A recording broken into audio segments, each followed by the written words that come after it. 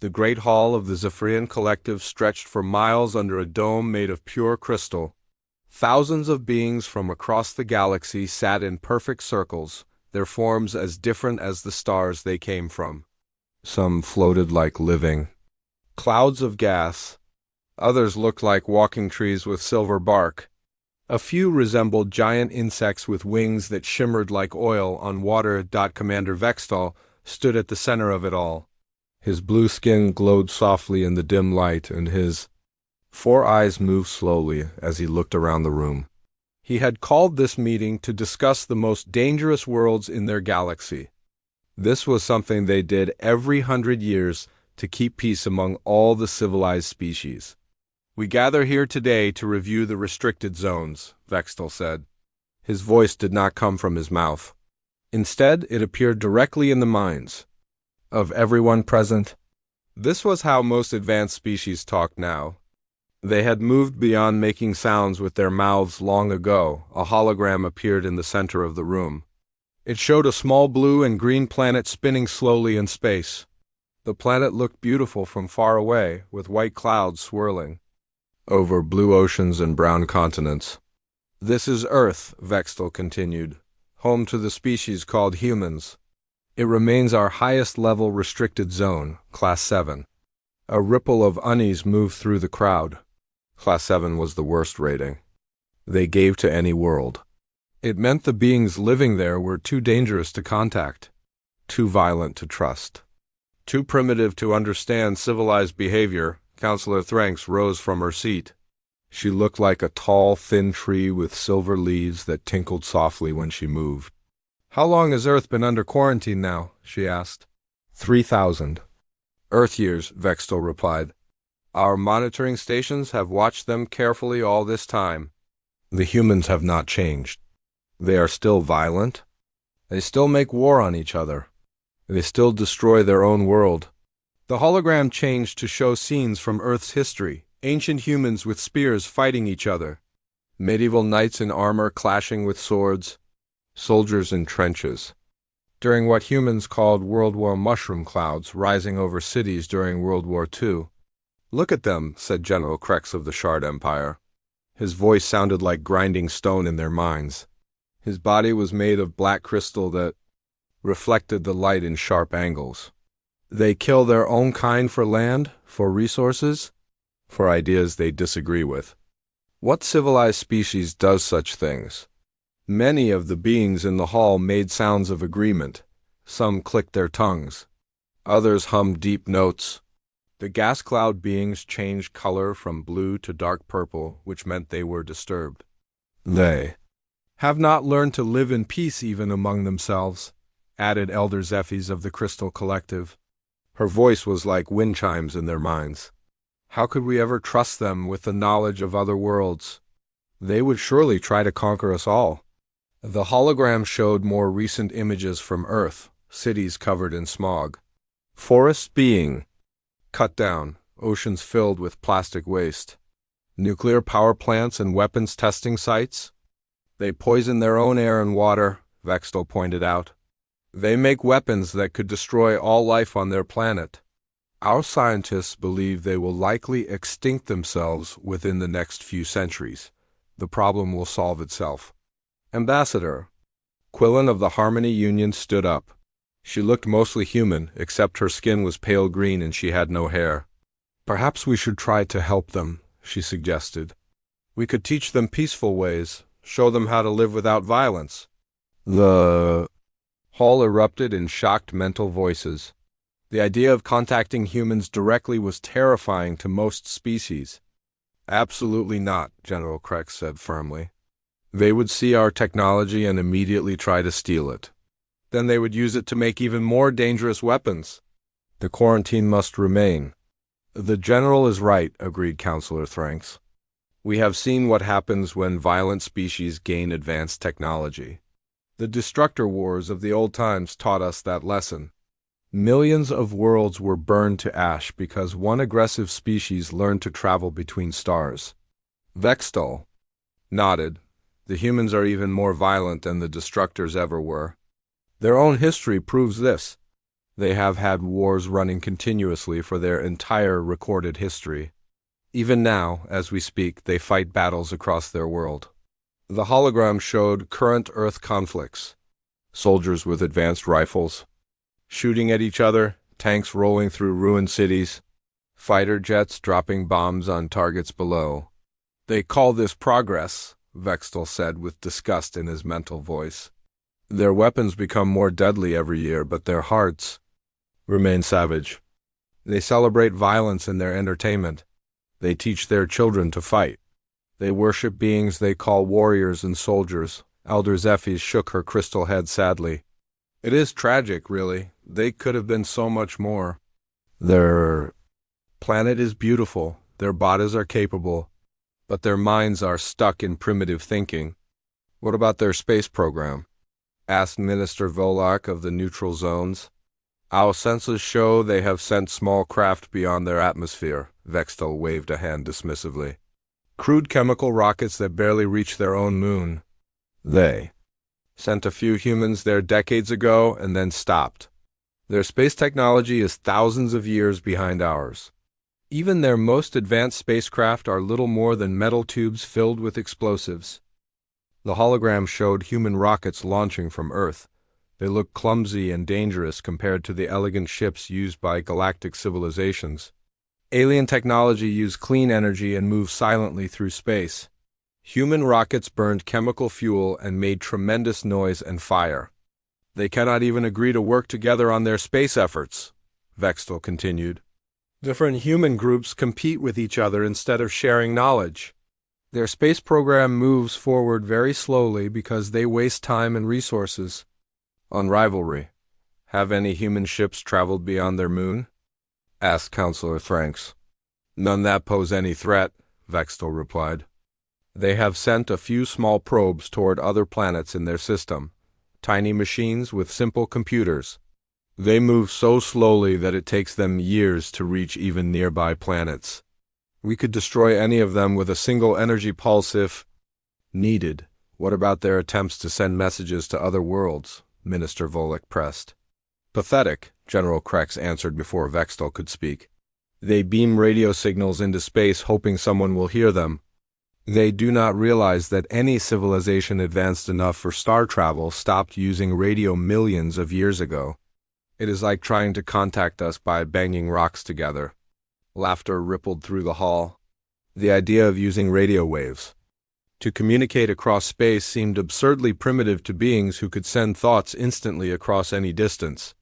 They also send physical messages, Vextel added. Metal plates with pictures scratched on them, attached to their slow probes. They think aliens will find these plates and understand them. They do not realize that most civilized species have never used physical writing at all. Still, Elder Zephyr said thoughtfully, their efforts show they know other life exists. That makes them potentially more dangerous. A species that believes it is alone might stay peaceful. One that seeks contact might prepare for war. All the more reason to maintain the quarantine, General Krex said firmly. The moment they discover they are not alone, they will begin planning to fight us. It is their nature. Vextel called up new images on the hologram. These showed the monitoring stations that ringed Earth's solar system. They looked like small asteroids but contained the most advanced sensors in the galaxy. They watched every human transmission, tracked every spacecraft, and analyzed every development on Earth. Our surveillance network ensures that no human vessel can leave their system without our knowledge, Vextel explained. The stations are cloaked and positioned to look like natural space debris. The humans have no idea they are being watched. How long can we maintain this? Asked Ambassador Quillen. Surely they will advance their technology eventually. Our scientists predict it will take humans at least 1,000 years to develop interstellar travel at their current rate of progress, Vextel replied. And that assumes they do not destroy themselves first, which remains likely. What if they advance faster than expected? Minister Volek asked. Then we will take action, General Krex said coldly. A few asteroid impacts can be made to look natural. Their own history shows they believe such events happen regularly on their world. The thought of destroying Earth made many beings uncomfortable, but none spoke against it. They all knew that sometimes extreme measures were necessary to protect galactic civilization. The quarantine has worked perfectly for 3,000 years, Vextel said. The humans remain trapped on their world, unaware that they are being watched. They cannot threaten us as long as they cannot travel between stars. And what of their nuclear weapons? Asked Counselor Franks. Our sensors show they have enough to destroy their planet many times over. Another sign of their primitive thinking, Vextel replied. Civilized species moved beyond nuclear weapons millions of years ago. We use clean energy that builds instead of destroys. Only savages still rely on splitting atoms to create power. The hologram showed human nuclear power plants and weapon storage sites. The technology looked crude and dangerous to beings who had long ago learned to harness the power of stars safely. They even test these weapons, Elder Zephys said with horror. They explode them on their own world just to see how much destruction they can cause. What kind of species poisons its own home to test weapons? The kind that must remain quarantined, General Krex said firmly. Every year we watch them makes it clearer that contact would be a disaster. They would see our peaceful nature as weakness and try to exploit it. Are there any signs they might change? Ambassador Quillen asked hopefully. Perhaps develop peaceful tendencies? Vextel shook his head. None. If anything, they become more violent as their technology improves. Their weapons grow deadlier. Their wars spread wider. They show no sign of evolving beyond their savage nature. Then the matter is settled, said General Krex. Earth remains Class 7 restricted. The quarantine continues. No ship approaches their system without Council approval. Agreed, said Counselor Franks. The humans are dangerous primitives who must be contained for the safety of all civilized species. One by one, the other representatives voiced their agreement. The vote was unanimous. Earth would remain isolated, its violent inhabitants trapped on their dying world. As the meeting ended, beings began to leave the Great Hall. They felt secure knowing that the savage humans were safely contained light years away. The quarantine beacons would continue to warn all ships away from the dangerous system. None of them noticed the small blip on their sensors as an ancient human probe drifted past the outer edge of their monitoring network. The probe was tiny and primitive, powered by a simple nuclear battery that had somehow kept working for decades. It was so crude that the alien sensors dismissed it as space debris. But deep inside the probe's simple computer, data was being recorded. Pictures of the monitoring stations. Energy readings from the cloaked alien technology. Radio signals that revealed the location of the hidden bases. And all of this information was being transmitted back toward Earth on frequencies so old and basic that no advanced civilization bothered to monitor them anymore. The probe continued its journey into the darkness between stars, carrying secrets. That would change everything. Behind it, the aliens congratulated themselves on keeping the dangerous humans safely contained. They had no idea that their perfect quarantine had just begun to fail. 50 years had passed since the last Galactic Council meeting about Earth. The alien monitoring stations continued their silent watch over the human system. Most species had forgotten about the primitive world and its violent inhabitants. The humans were considered a problem that would solve itself eventually, that changed on a quiet morning when sensor operator Jex was reviewing routine scans from the outer monitoring ring. Jex belonged to the Serenity Union, a peaceful species. That looked like tall, blue-skinned humanoids with large, dark eyes. His job was boring. For 30 years he had watched the same empty space around Earth system and seen nothing unusual. Today was different. His instruments showed something. That should have been impossible. A large object was moving through space beyond the human system. It was traveling too fast to be natural debris, but too slow to be advanced technology. The energy signature was all wrong for any known alien ship. Jex checked his instruments 3 times. The readings stayed the same. Something was out there that did not belong. Supervisor Kella, he called to his superior. I need you to see this. Supervisor Kella floated over to Jex's station. She moved like all Serenity Union members did, with grace and calm purpose. Her large eyes examined the data on the screens. "What am I looking at?" she asked. "Unknown vessel, approximately 12 light hours beyond the human quarantine zone," Jex replied. "Energy signature suggests chemical propulsion. Crude fusion reactor, metal construction." Kella's eyes widened. Those or human technologies. But humans were not supposed to be capable of interstellar travel. Their quarantine had been perfect for 3,000 years. "Are you certain this is not a false reading?" she asked. "I have triple-checked everything," Jex said. "There is definitely something out there. And based on the technology signatures, it came from Earth."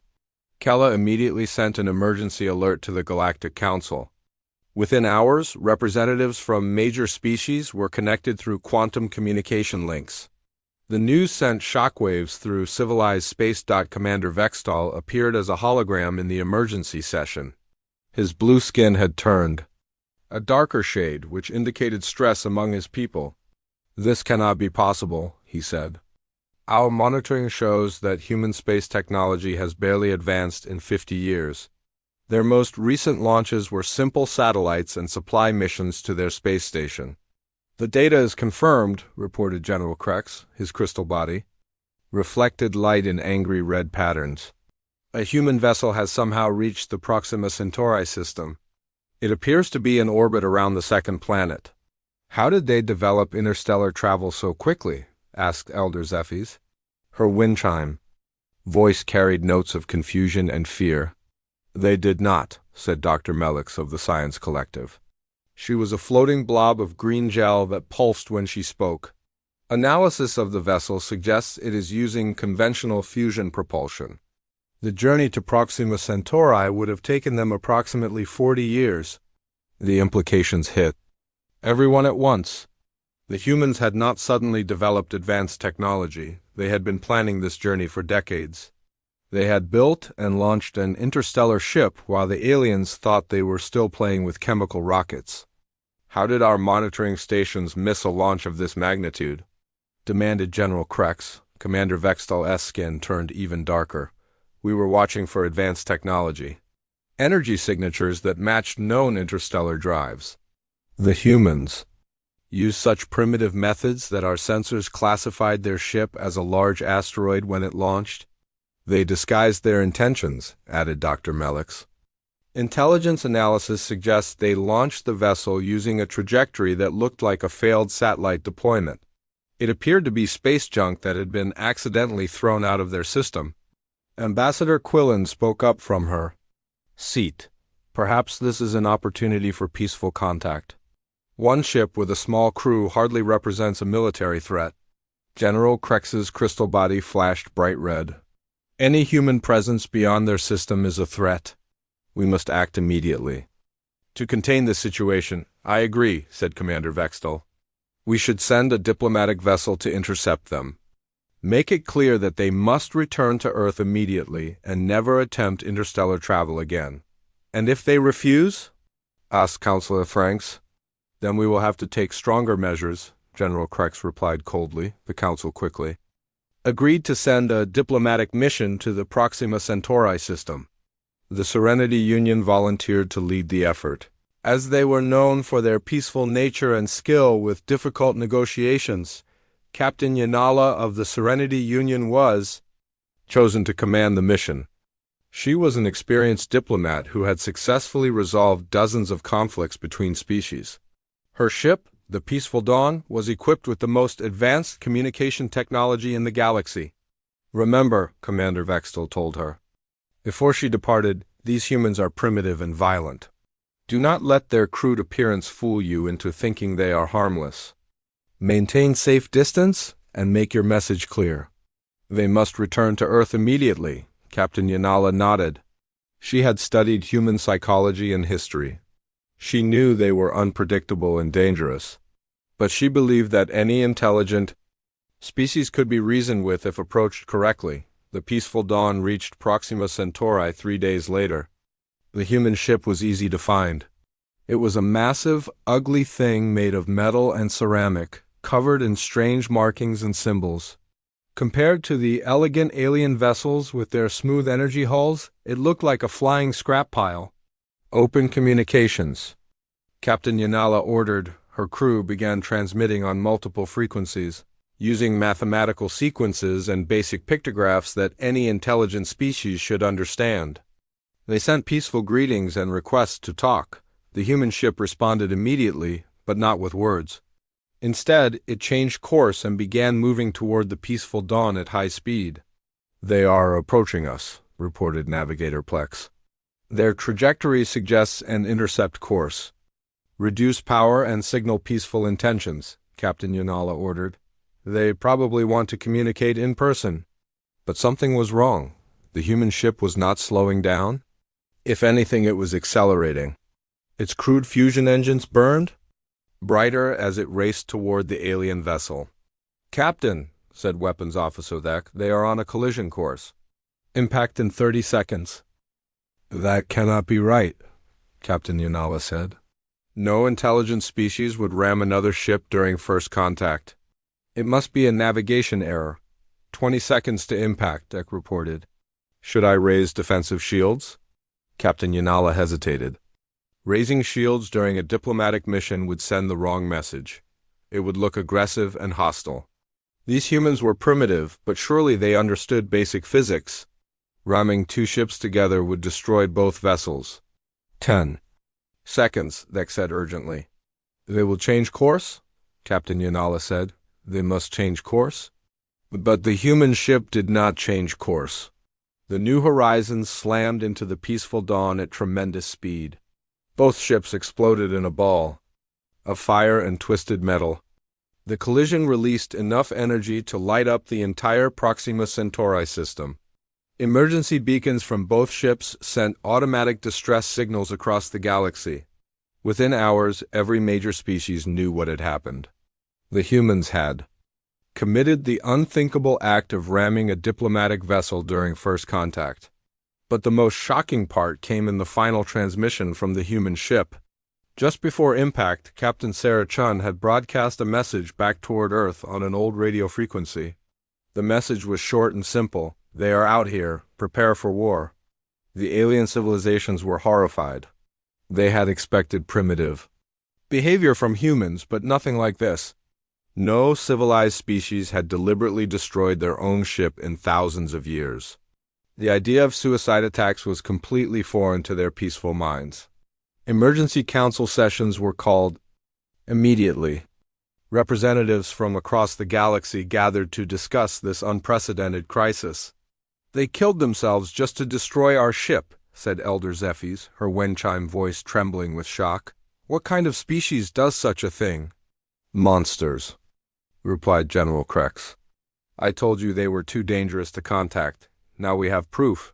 "But why?" asked Ambassador Quillen. Captain Yanala was trying to communicate peacefully. The humans had nothing to gain by attacking her. Dr. Melix pulsed with angry colors. "Analysis of their final transmission suggests this was planned. They came to Proxima Centauri specifically to make contact with us. The entire mission was designed to provoke a response." "You mean they wanted us to find them?" asked Counselor Thranks. "Worse," Commander Vextal said grimly. "They wanted to send a message. That message was not just a warning to Earth, it was a declaration of war against us." The room fell silent as the implications sank in. The humans had not stumbled into interstellar space by accident. They had been planning this for decades. They had sent a ship knowing it would be detected, knowing it would bring alien contact, and knowing it would end in destruction. "The question now," said General Krex, "is what we do about it." "We must take action immediately," Commander Vextal declared. "The humans have shown their true nature. They are even more dangerous than we thought." "What kind of action?" asked Ambassador Quillen nervously. "Military action," General Krex said firmly. "We cannot allow this aggression to go unanswered. Every species in the galaxy will be watching to see how we respond."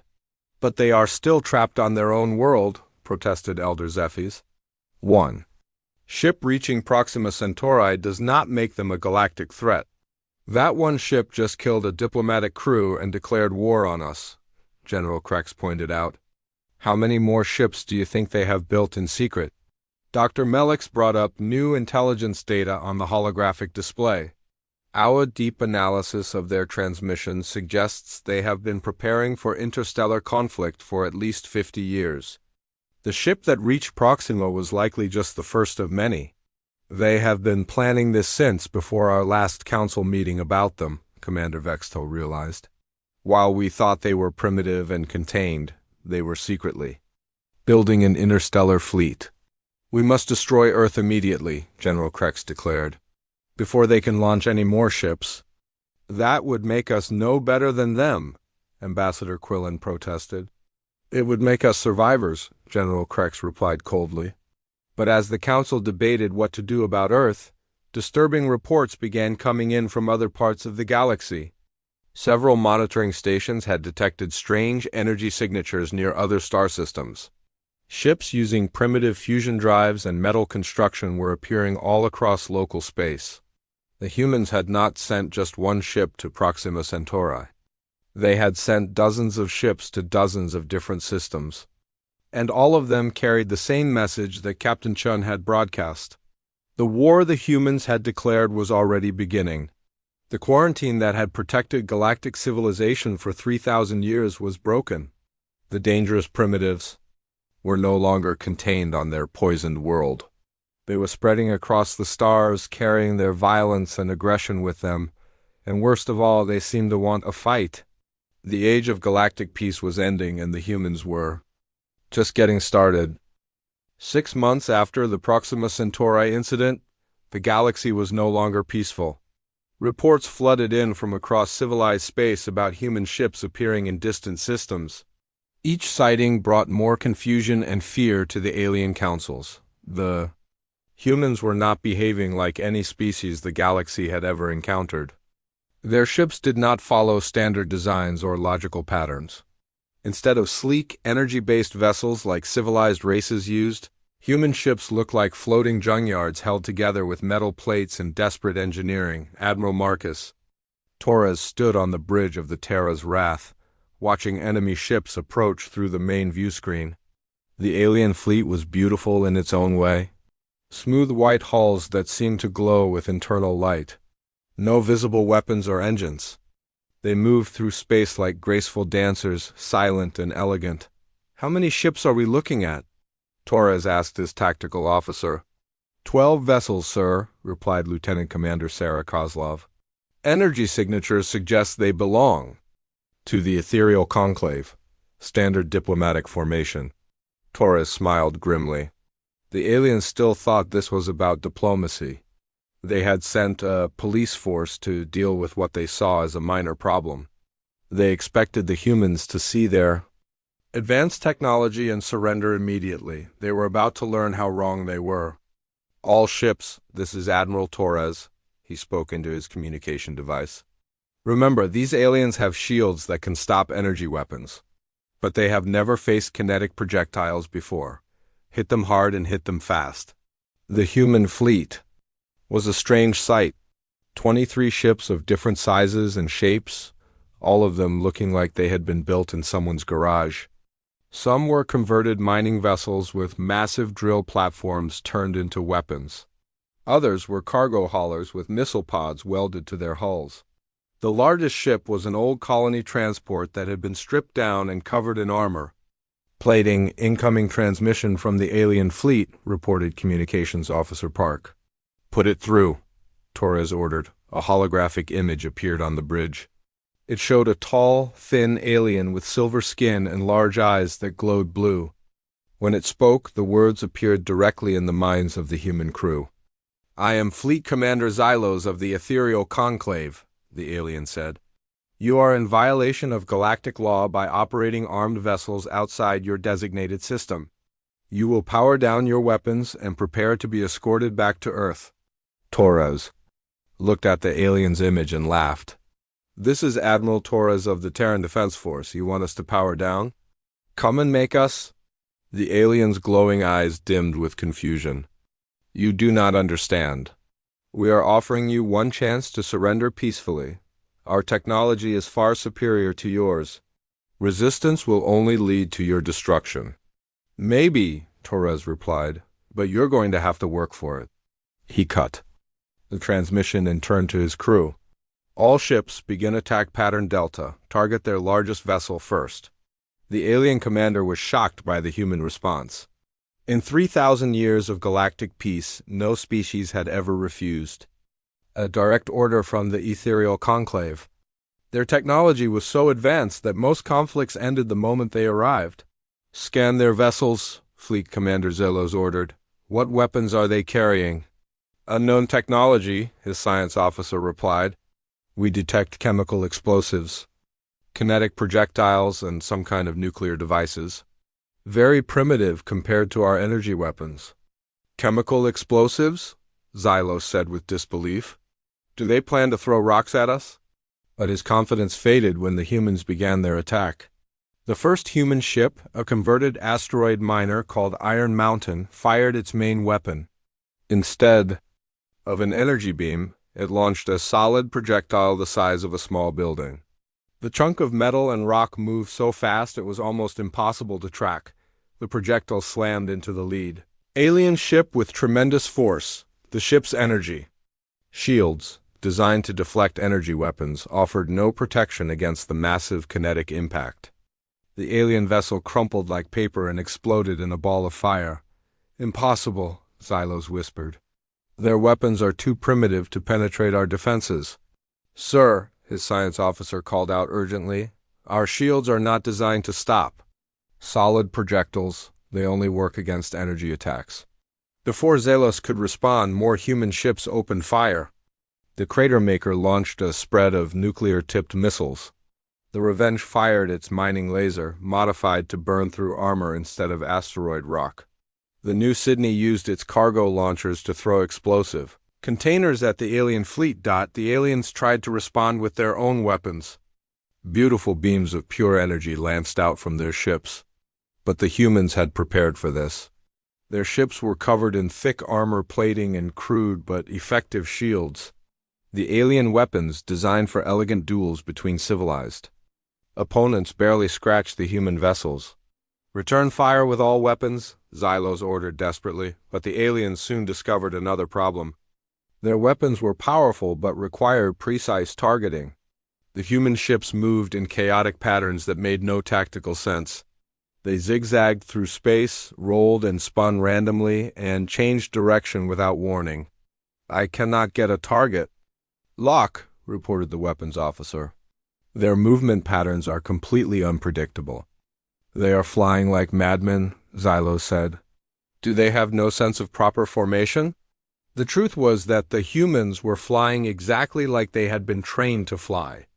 Every human pilot had learned to expect enemy fire and avoid it at all costs. They had grown up playing computer games and watching movies about space combat. They knew that staying in formation just made you an easier target, but the worst shock came when the human ship Kamikaze suddenly changed course and headed straight for the alien flagship. The ship's engines burned at maximum power as it accelerated toward Xylos's vessel. They are on a collision course, his navigator reported. Impact in 30 seconds. Signal them to change course, Xylos ordered. 20 seconds, the navigator said. Fire all weapons at that ship, Xylos commanded. Energy beams struck the Kamikaze again and again. Parts of its hull melted and armor plating fell away. But the ship kept coming. Its human crew had strapped nuclear warheads to the hull and turned their vessel into a giant bomb. 10 seconds, the navigator said, his voice filled with terror. All power to shields, Xylos shouted. But shields designed to stop energy weapons could not stop a 3,000-ton missile traveling at tremendous speed. The Kamikaze smashed into the alien flagship and exploded with the force of a small star. Both ships vanished in a flash of nuclear fire. The remaining alien ships tried to retreat, but the humans were not finished with them. More suicide ships came racing in from different directions. Human pilots screamed battle cries over their radio channels as they drove their vessels into Enemy hulls. They are all insane, gasped the captain of the alien ship Serene Light. They keep ramming us with their own ships. How do we fight an enemy that wants to die? Asked another alien commander. The answer was that they could not. The ethereal conclave had evolved beyond physical violence millions of years ago. Their ships had no armor because they never expected to be rammed. Their weapons were designed for clean, precise combat between civilized opponents. The humans fought like wild animals. They used every dirty trick they could think of. Some ships pretended to be damaged and then exploded when the aliens came close. Others hid behind asteroids and ambushed alien vessels. A few even fired their weapons while pretending to surrender. Within 2 hours, the entire alien fleet was destroyed. Not a single human ship had surrendered or tried to escape. They had fought until every enemy vessel was burning wreckage floating in space. Admiral Torres broadcast a message to the galaxy from the bridge of his damaged but victorious ship. "This is Admiral Marcus Torres of the Terran Defense Force," he said. "Today you learned something important about humans. We do not fight the way you expect. We do not follow your rules. And we do not give up?" He paused and looked directly into the camera. "You have been watching us for thousands of years. You think you know what we are capable of. You are wrong. You have only seen us fight each other with primitive weapons on one small world. Now you get to see what happens when we fight you." The message was transmitted across the galaxy on every frequency the humans could access. It reached the home worlds of dozens of alien species. Most of them had never heard a direct threat from another intelligent race. But the message was more than just words. Along with Torres's speech, the humans transmitted detailed footage of the battle. Every alien government could see exactly how their advanced ships had been destroyed by primitive human weapons. The footage showed human tactics that no civilized species had seen in millions of years: ramming attacks, suicide strikes, ships that exploded rather than surrender, warriors who laughed as they died as long as they took enemies with them. More disturbing were the human weapons themselves. The aliens realized that humans had not developed new technology for space combat. Instead, they had taken existing tools and turned them into weapons of war. Mining ships became kinetic bombardment platforms. Cargo haulers became missile carriers. Colony transports became troop ships and mobile bases. Even simple construction equipment had been converted into instruments of destruction. They weaponized everything, Dr. Melix reported to the Emergency Galactic Council session. "Our intelligence suggests they have turned their entire industrial base into a war machine. Every factory, every shipyard, every mining operation is now producing military equipment." "How is that possible?" asked Counselor Thranks. "It would take decades to convert civilian infrastructure for military use." "They never converted it," Commander Vextel replied grimly. "Analysis of their ship designs shows they were building dual-use equipment from the beginning.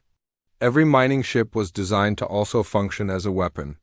Every cargo vessel could carry troops or missiles. They have been preparing for war for 50 years, General Krex added.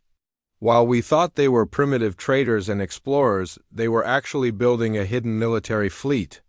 Elder Zephes asked the question that everyone was thinking. "How many ships do they have?" Dr. Melix's gel body turned dark purple with fear. "Conservative estimates suggest at least 500 combat-capable vessels, but that number could be much higher.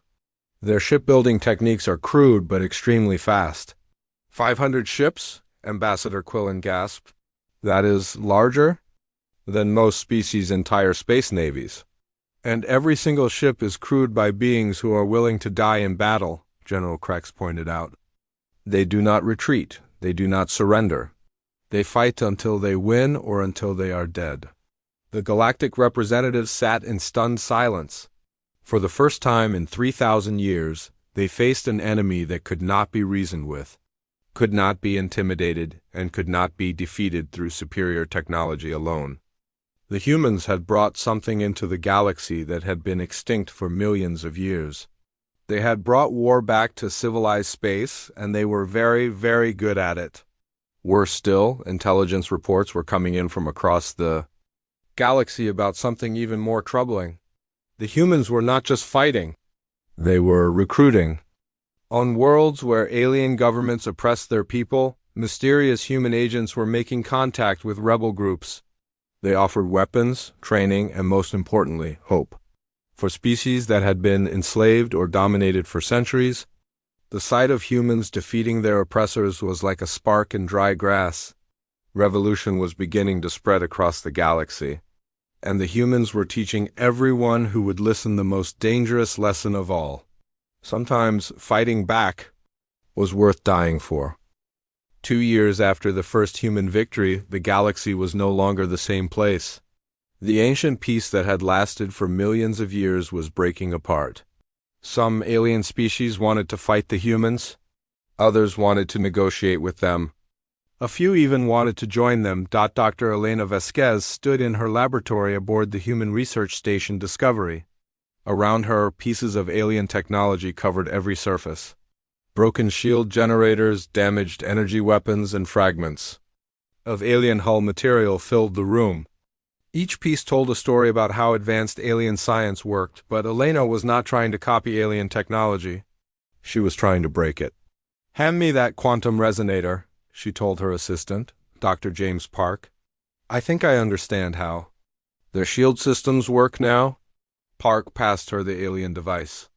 It looked like a crystal cube that glowed with soft blue light.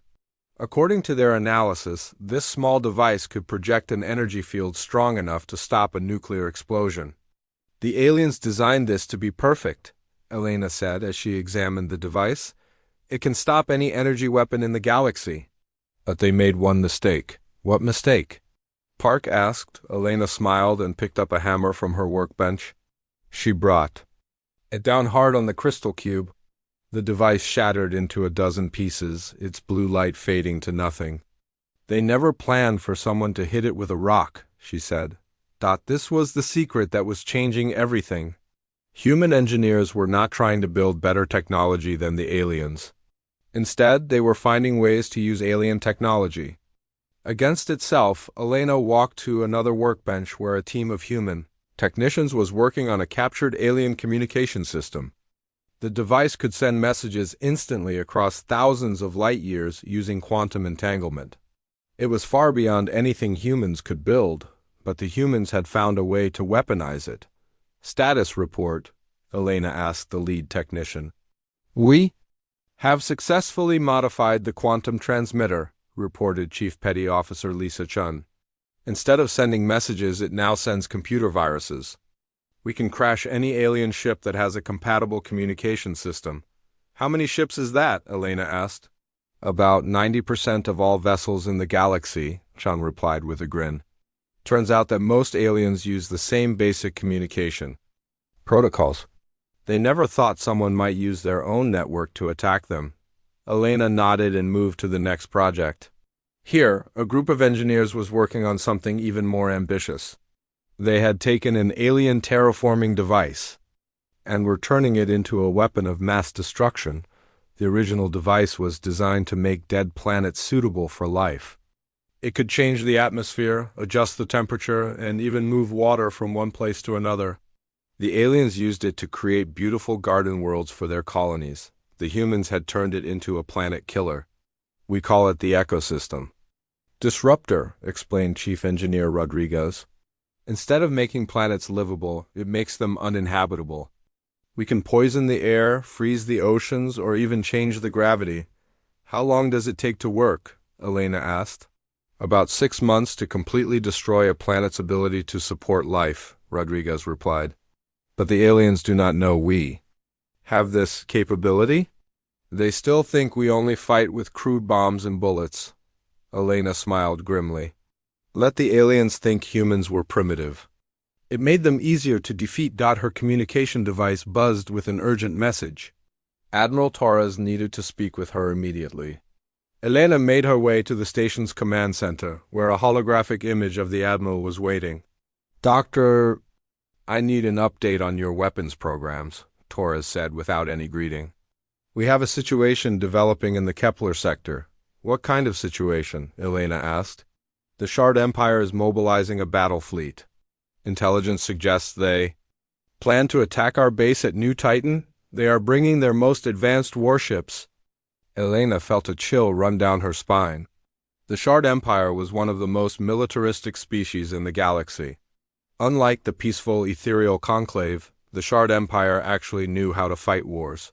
Their ships were built for combat with heavy armor and powerful weapons. How many ships? She asked. Over 200 vessels, Torres replied. Including their flagship, the Crystal Death. Our spies say it is the most powerful warship ever built. Elena thought for a moment. The humans had won their previous battles through surprise and tactics. But the Shard Empire would not be caught off guard. They knew how humans fought and had prepared for it. We need something new, Elena said. Something they will not expect. What do you have in mind? Torres asked. Elena looked around her laboratory at all the alien technology. Each device represented years of advanced research by species far more scientifically developed than humans. But they all had one thing in common. They were designed by peaceful civilizations who had forgotten how to fight dirty. Give me 3 weeks, Elena said. I think I know how to even the odds. While Elena worked on her secret project, the galactic situation continued to deteriorate.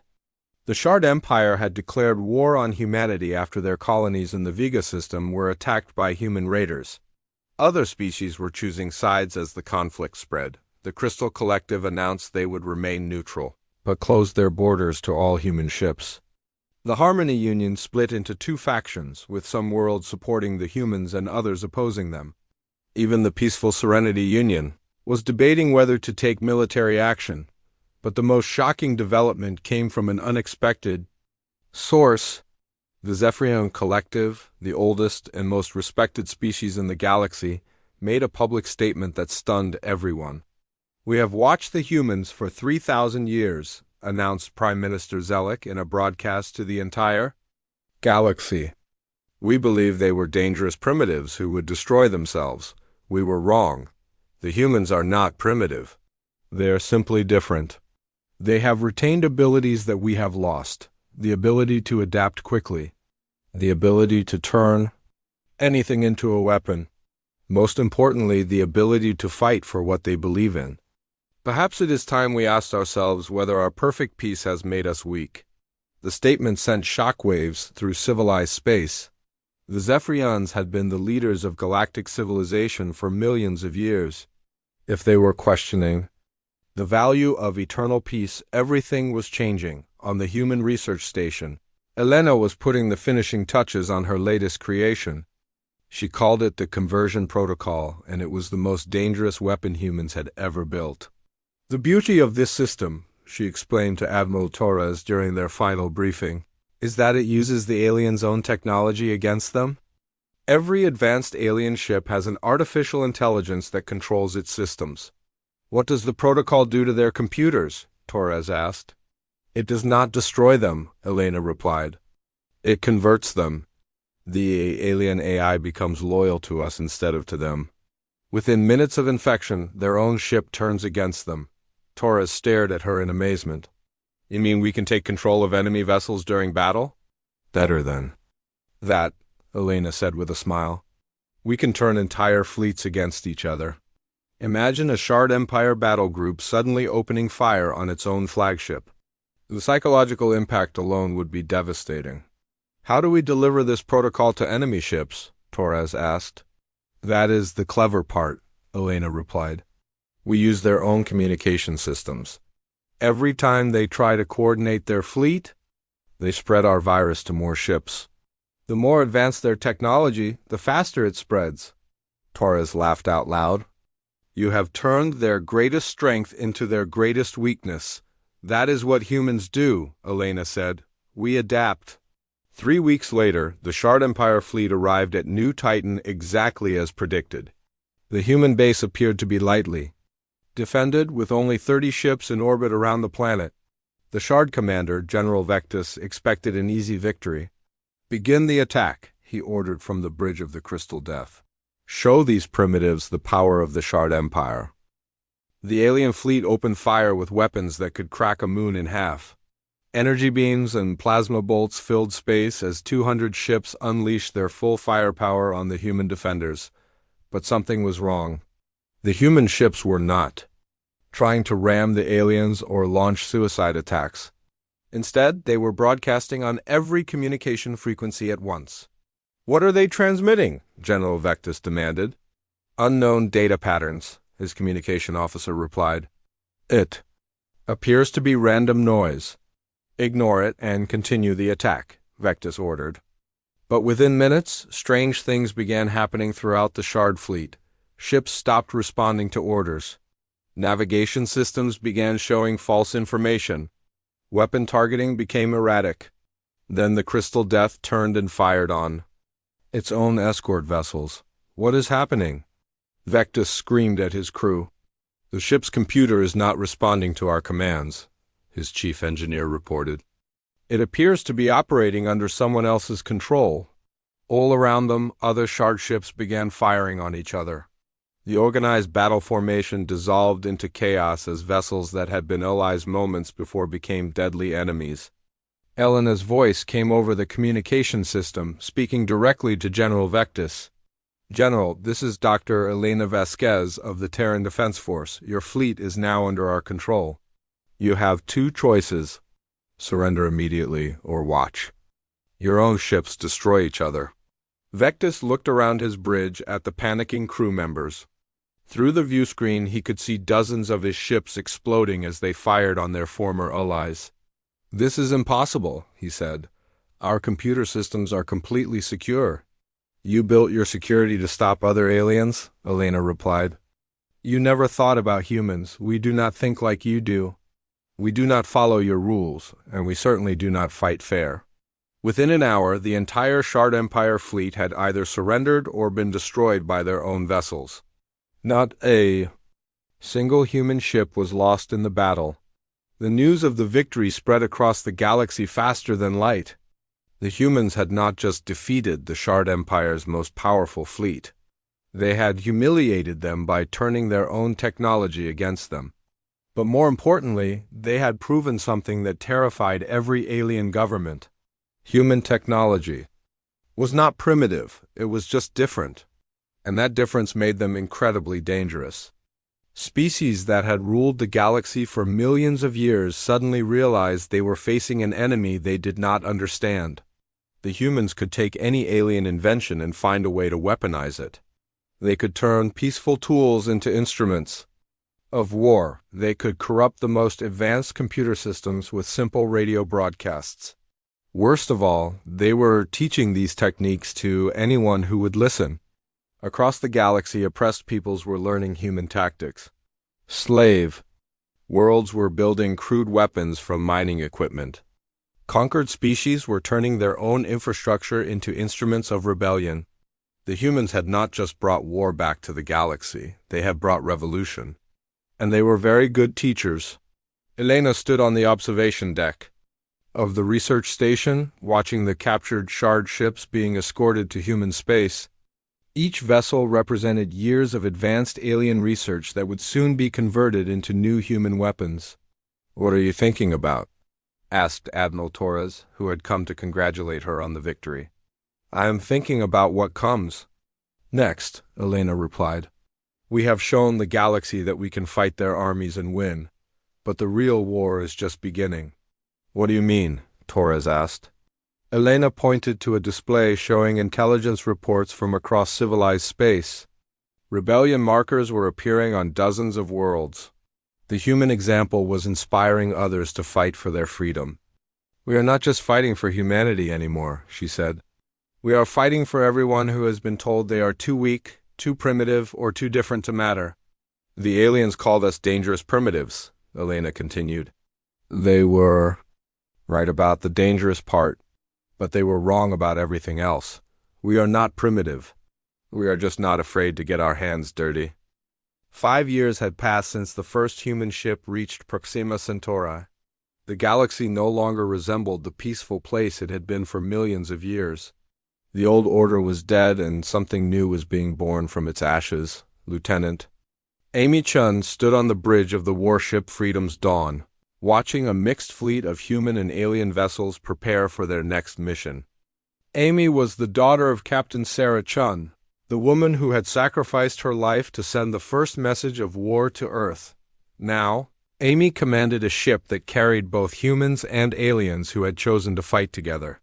"Status report," Amy called to her bridge crew. "All ships report ready for departure," replied her tactical officer, a tall Zephyrian named Kallax.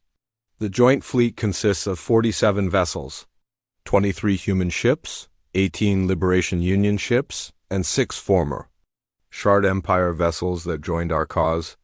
Amy nodded. The sight of aliens serving on human ships would have been impossible just 5 years ago. But the war had changed everything.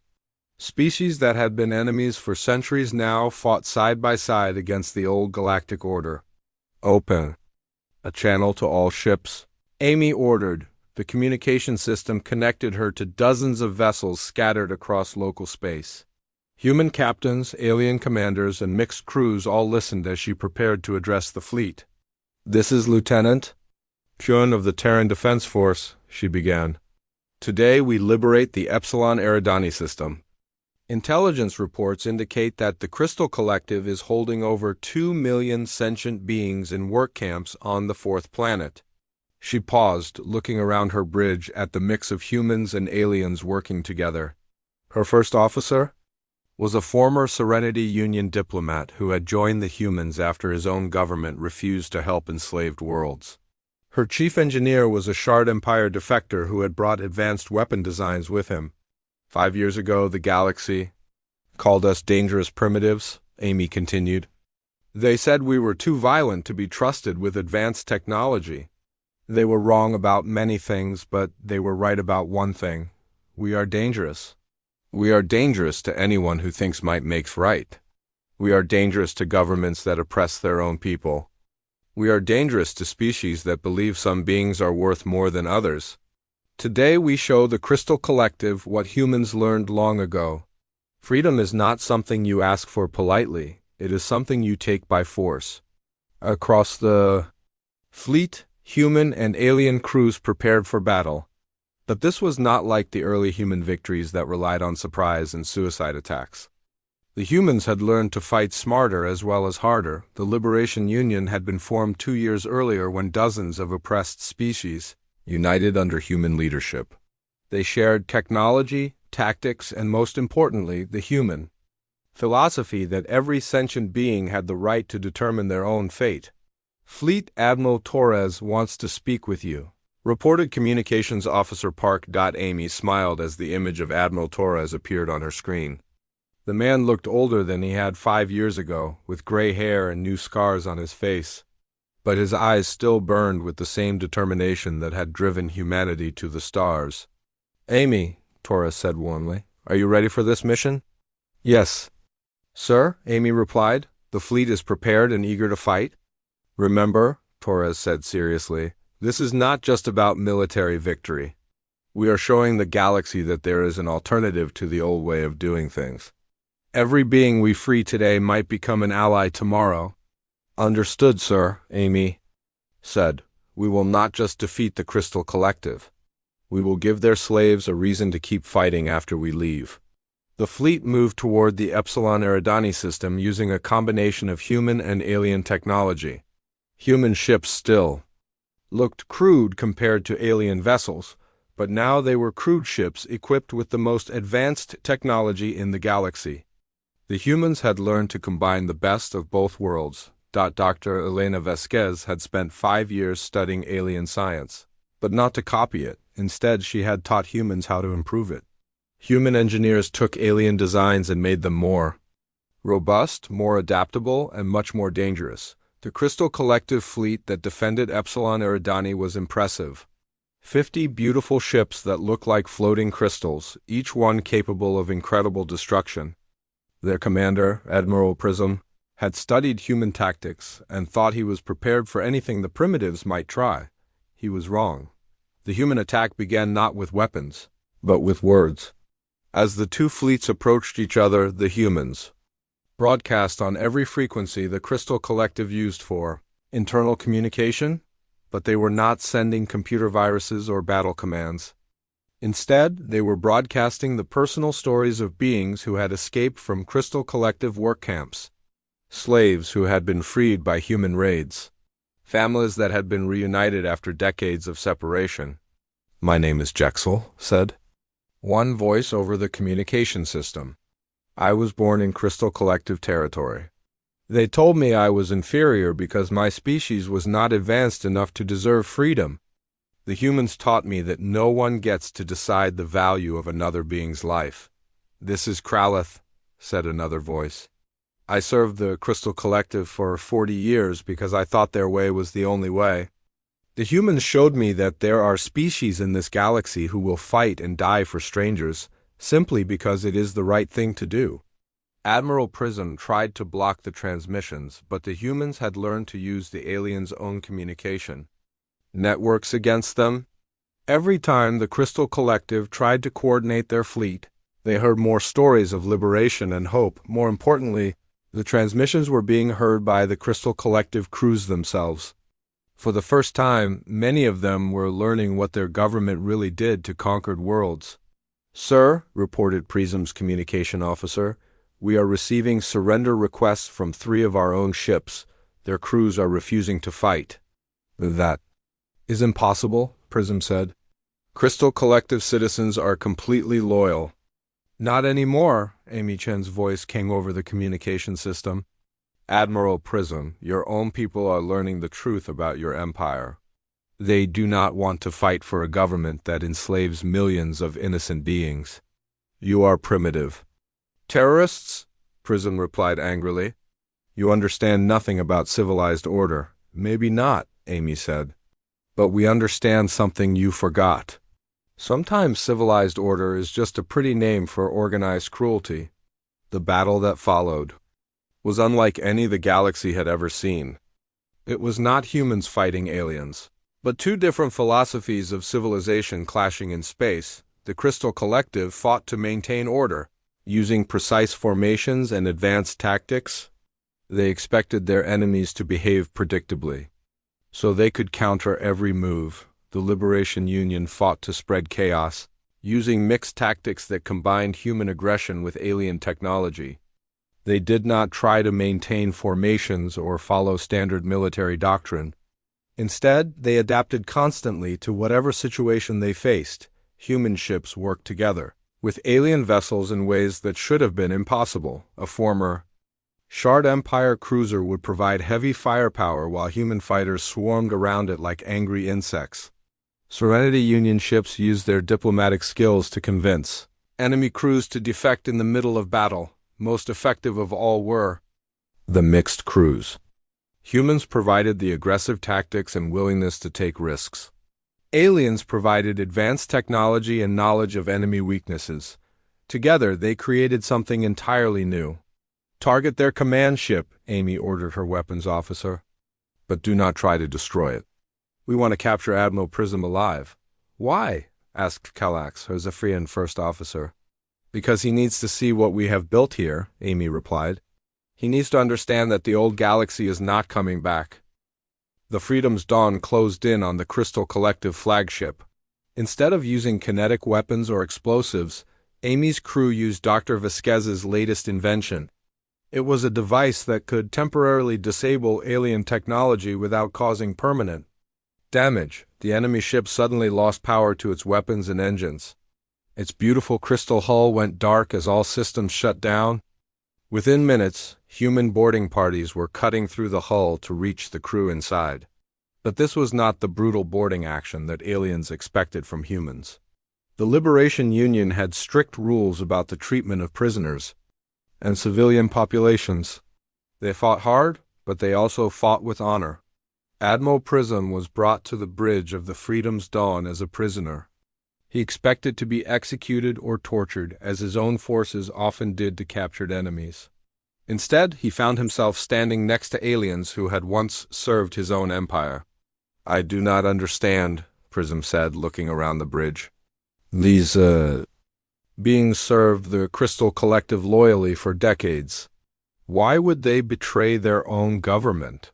They did not betray their government, Amy replied. Their government betrayed them. It told them they were fighting for peace and order. But really, they were fighting to keep millions of beings in slavery. She gestured to her mixed crew. Look around, Admiral. Humans, Zephyrians, former Shard Empire soldiers, ex-Crystal Collective citizens. We come from different worlds, different cultures, different species, but we all believe in the same thing. What is that? Prism asked. That every sentient being has the right to be free, Amy said simply. Your empire is built on the idea that some species are more valuable than others. Our alliance is built on the idea that all species have value. You will never defeat the established order, Prism said.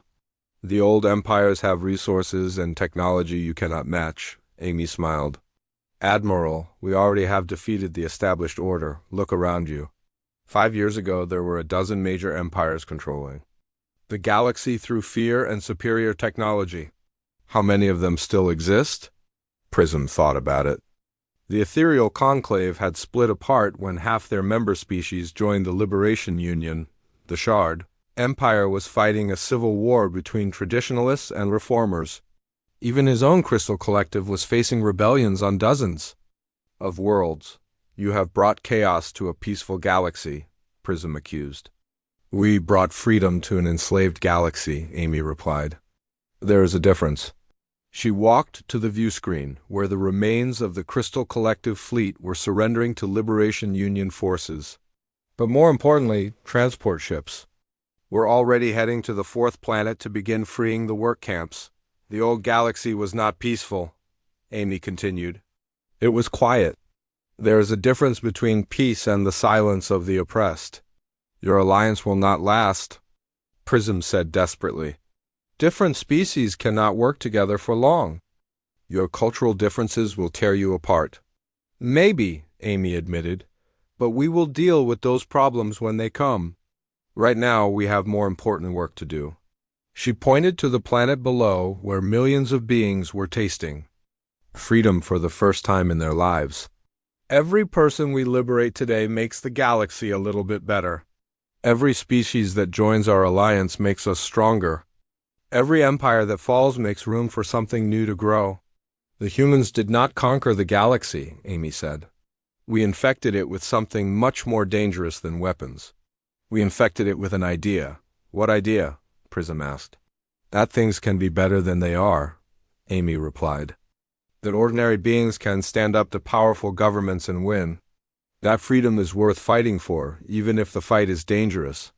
6 months later, Admiral Torres stood in the Great Assembly Hall on New Earth, the capital world of the Liberation Union. Representatives from over 200 species filled the chamber, debating laws and policies for their growing alliance.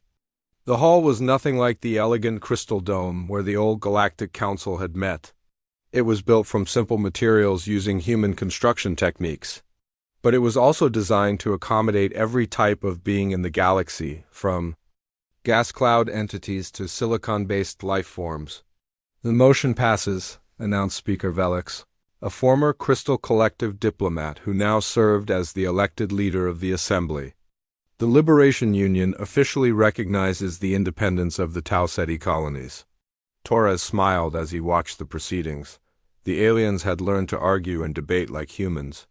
They interrupted each other, disagreed loudly, and sometimes even shouted. It was messy and chaotic compared to the old Galactic Council. But it was also alive. Dr. Elena Vasquez approached Torres during a break in the session. She looked tired but satisfied. Her research teams were now working with scientists from dozens of species to develop new technologies for peaceful purposes. How do you think we are doing? She asked Torres. Better than I expected, Torres replied honestly. 5 years ago, I thought we would be lucky to survive contact with alien civilization. I never imagined we would help rebuild it. The other species are learning fast, Elena observed. They are developing their own versions of human tactics and philosophy. Some of them are becoming better at revolution than we are. Torres laughed. Good, that means we taught them well. Do you think the old empires will try to take back control? Elena asked. Some of them will try, Torres said. But they cannot put the idea back in the bottle. Too many beings have seen that there is an alternative to the old way of doing things. He pointed to the assembly hall, where representatives were arguing about trade regulations. Look at them. 6 months ago, half these species had never been allowed to make their own decisions. Now they are writing laws and forming governments. The galaxy will never be the same, Elena said. No, Torres agreed. It will never be the same. And that is exactly what we wanted. Amy Chun walked into the hall, still wearing her military uniform. She had been promoted to admiral and now commanded the entire Liberation Union fleet. But she still looked like the young pilot who had grown up hearing stories about her mother's sacrifice. The latest reports from the frontier, she said, handing Torres a datapad. 17 more worlds have declared independence from the old empires this month. They are requesting membership in the Liberation Union. Any military resistance? Torres asked. Some, Amy replied. But most of the old empire fleets are dealing with their own internal problems. Turns out that when you teach people they have rights, they start demanding them. Torres looked around the assembly hall one more time. The galaxy was messier now than it had been before humans arrived. There were more conflicts, more disagreements, more chaos, but there was also more freedom, more opportunity, and more hope than there had been in millions of years. You know, Torres said to Elena and Amy, the aliens were right about us from the beginning. How so? Amy asked. We were dangerous primitives, Torres said with a grin. We just proved that sometimes dangerous primitives are exactly what the galaxy needs. We did not conquer civilization, he continued. We evolved it. We took a galaxy full of peaceful slaves and turned them into free beings who were willing to fight for what they believed in. And that, Torres concluded, is the most human thing we could have done. Outside the assembly hall, transport ships continued to arrive from across the galaxy. They carried refugees from oppressive governments, volunteers wanting to join the liberation forces, and representatives from newly free worlds. The humans had kept their promise. They had not just fought for their own freedom, they had fought for everyone's freedom. And in doing so, they had created something new in the galaxy, a civilization based not on the rule of the strong over the weak, but on the idea that every being had the right to determine their own fate. The age of galactic peace was over. The age of galactic freedom had begun, and the humans were no longer alone among the stars. The massive window in Commander Jack Reed's office showed the endless stars of the Orion Arm. 200 years had passed since humans could fight in space wars. Jack looked at the metal box on his desk. It belonged to his great-grandfather, one of the last human soldiers to fight in a galactic war. Commander Reed, the Galactic Council representatives are waiting for you, said the voice of his assistant through the speaker. Jack fixed his uniform and took a deep breath. Send them in. The door slid open with a soft hiss.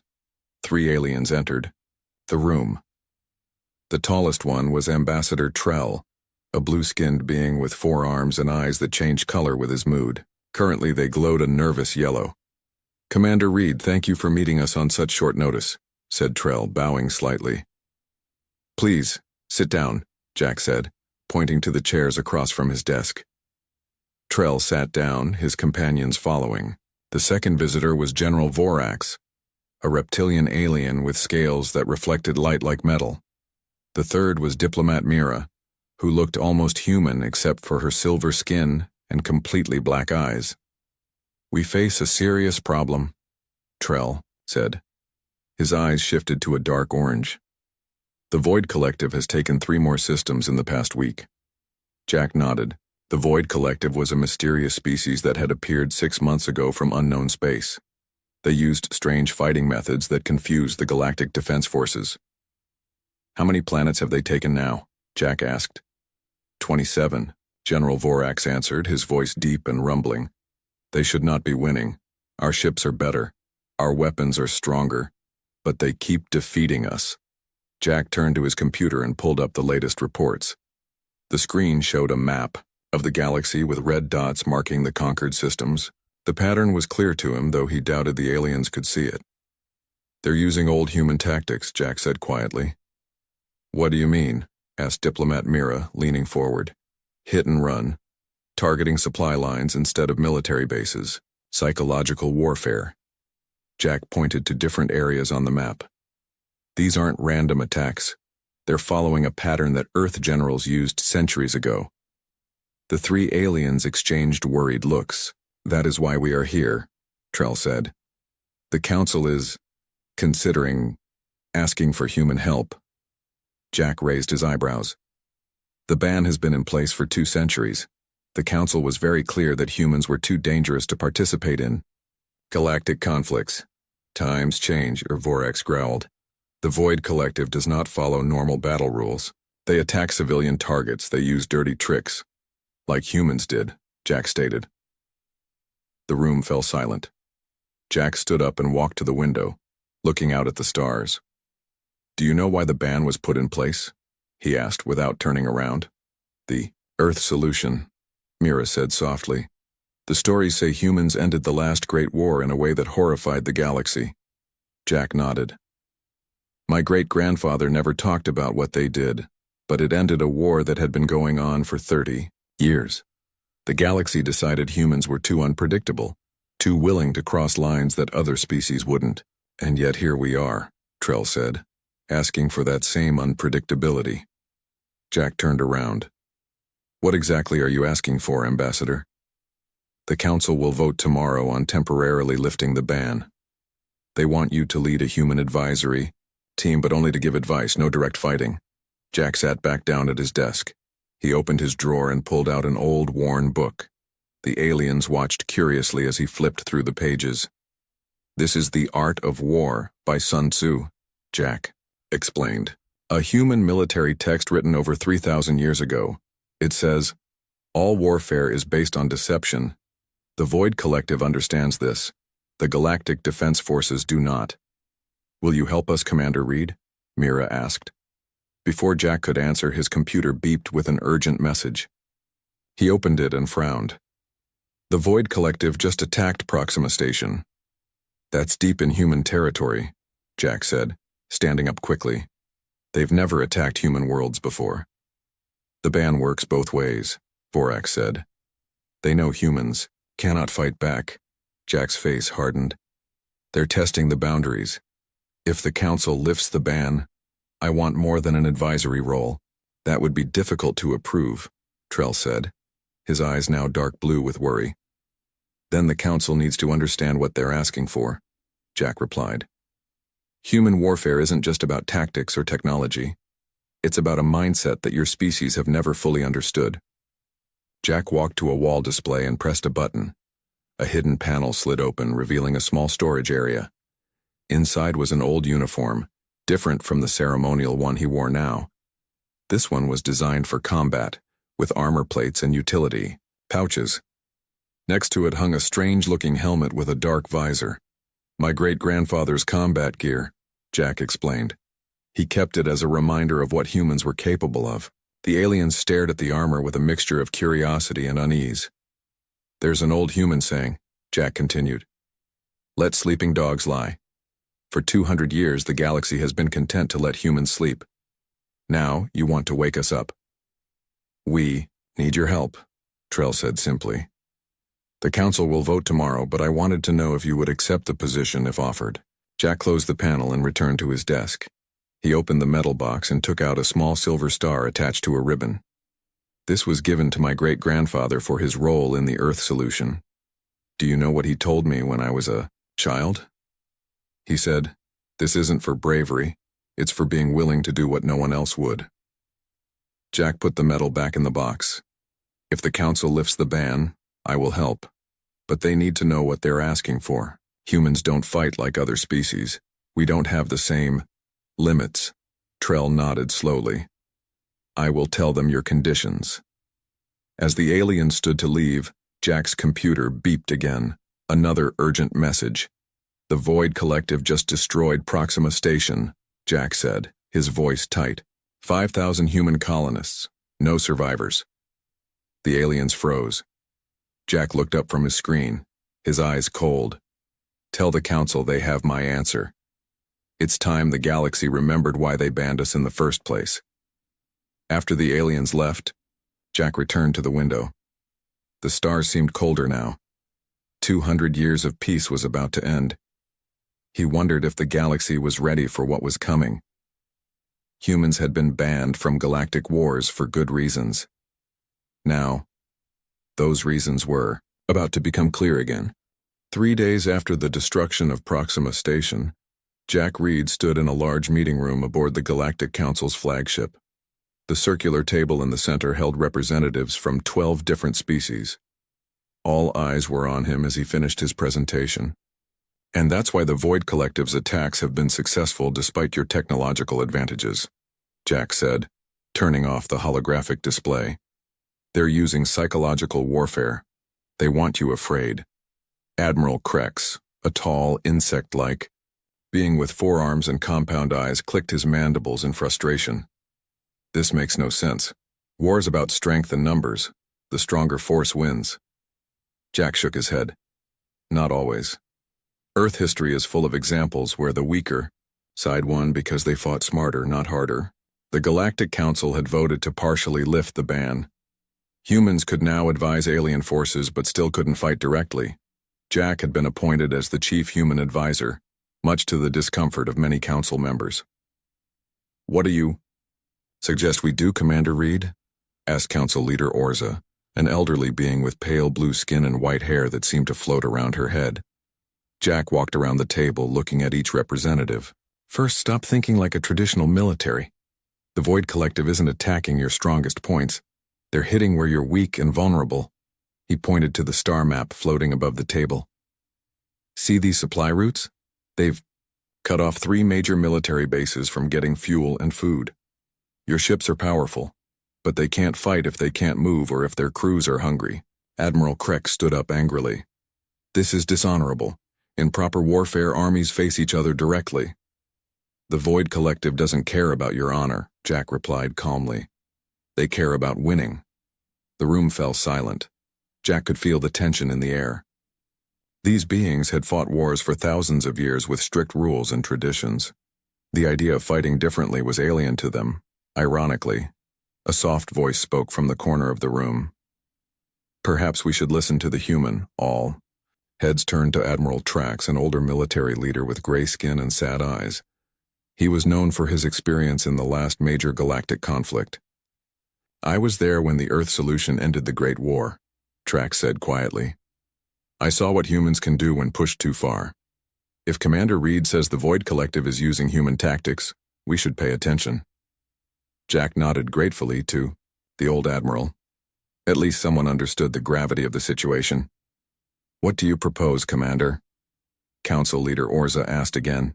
Form smaller, faster strike teams instead of large battle groups, Jack said. Hit their supply lines the same way they're hitting yours. Use deception. Make them think you're attacking one place while you're really targeting another. Admiral, Crex's antenna twitched in disgust. Trickery and lies. This is not how honorable species conduct war.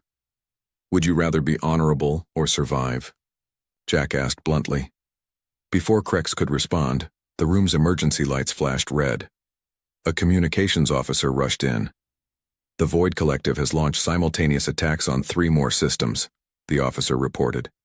They're using a new weapon that disables our ship's shields. Jack turned to the council members. They're adapting faster than you. This is what humans do in war. We change tactics, we innovate, we find weaknesses and exploit them. Council Leader Orza stood. Admiral Trax, take Commander Reed and implement his suggestions with your fleet. Admiral Crex, secure the core systems. With our traditional forces, we will try both approaches. As the meeting broke up, Admiral Trax approached Jack. Walk with me, Commander, the old admiral said.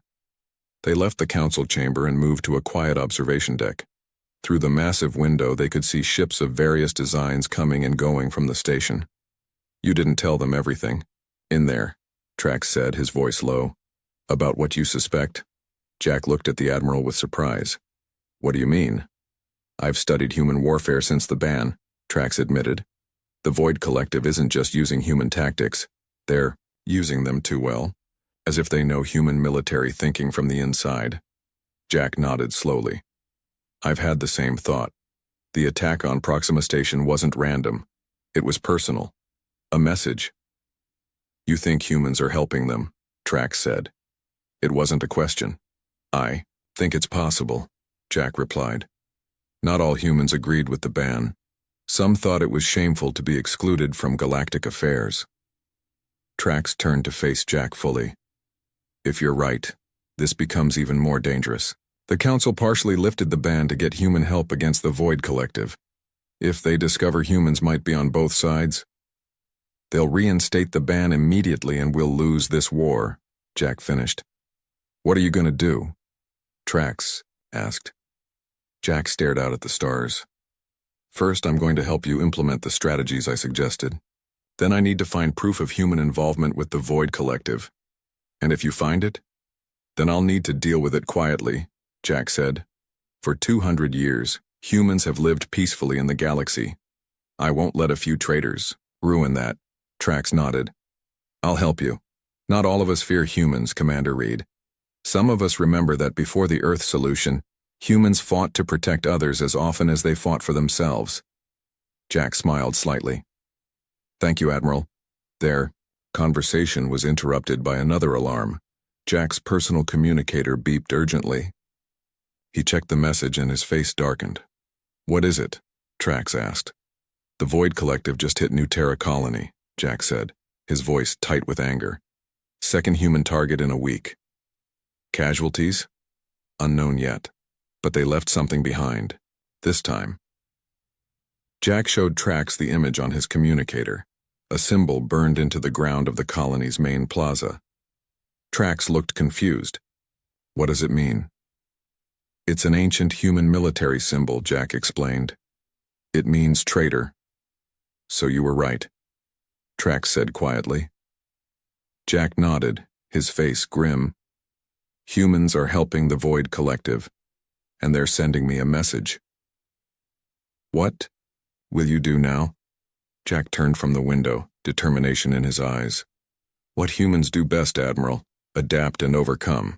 As they walked toward the hangar bay where Trax's ship waited, Jack knew the galaxy was about to learn why humans had been banned from warfare. Not because they were evil, but because when pushed, there were no limits to what they would do to win.